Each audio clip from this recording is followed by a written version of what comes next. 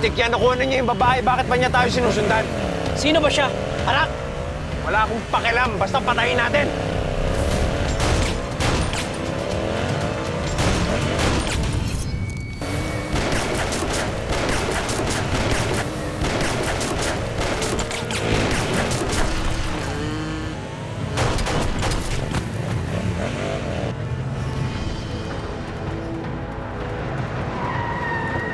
Akin yung malaki!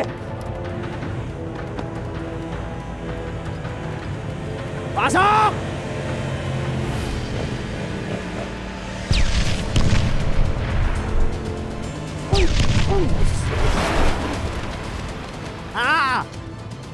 Turiduhin yung patayan!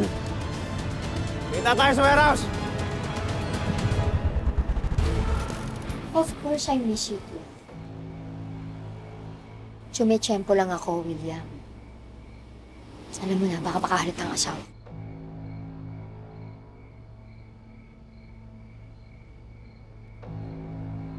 Sige na, I love you.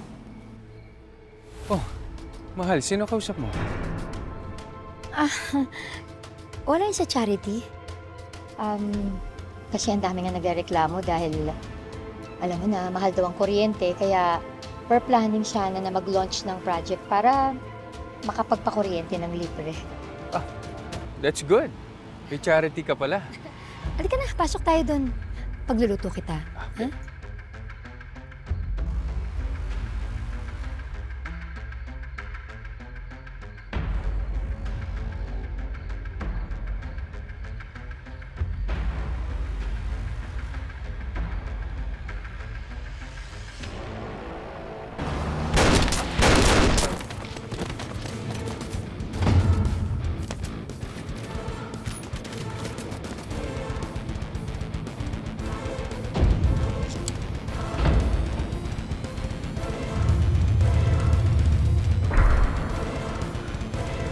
Hindi pa ako tapos sa inyo.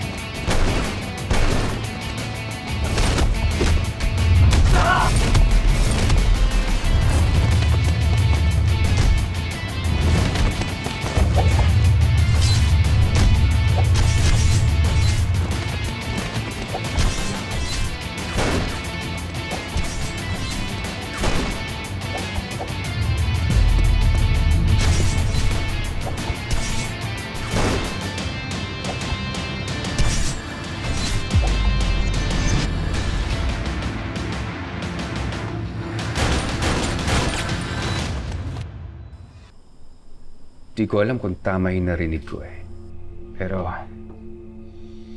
merong ka-I love you-han ng asawa ko sa telepono. Pero kilala mo ako, Romel. Hindi ako yung klaseng tao na bigla ka nalang uhusgan hanggang wala akong pruweba. Kaya kung ano man yung narinig ko eh, hindi ko kayang komportahin yung asawa ko. Or maybe, ayokong malaman kung ano ang totoo. Mayor, sa totoo lang ha, kahit ho ako, Nagtataka ako paminsan kung bakit inaabot ng gabi si Madam sa mga charities niya. Pero kung gusto nyo, susundan ko si Madam. Para malaman natin kung talaga may tinatago talaga siya.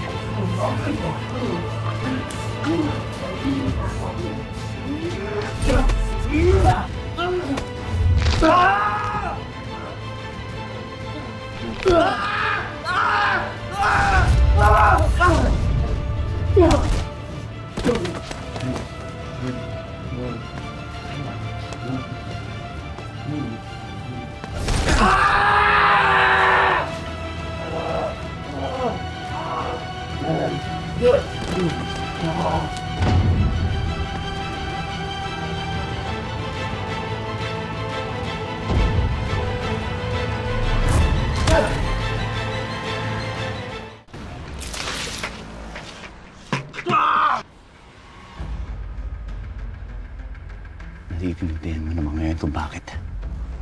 Di ba patay? Di ba patay ka na?! Malas mo. Di ako madaling mamatay.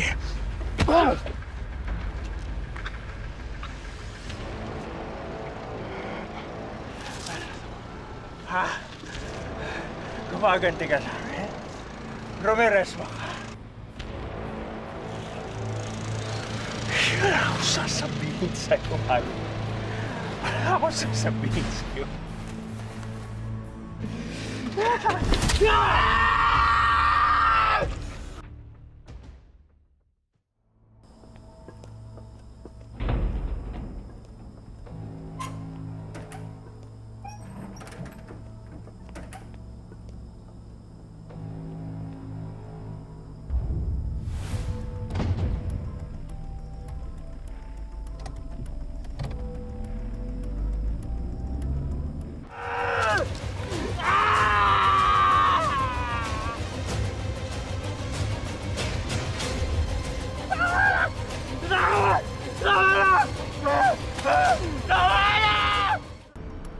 Ngayon pinagtataka ko, Mayor. Hindi nagpunta ng charity si Madam. Doon siya nagpunta kay Senator William.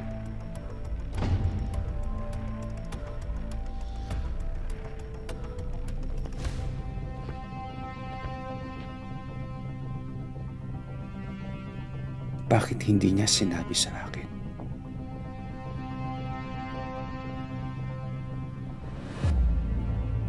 Sabihin mo sa akin. Bakit niyo pinatay ang pamilya ko? Sino kayo? Anong atraso namin sa inyo?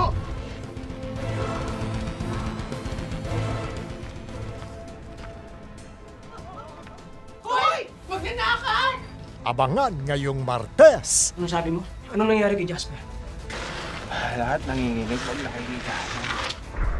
Maniningil na ng hustisya si Black Rider. Mata sa mata. Dugo sa dugo. Bayawa!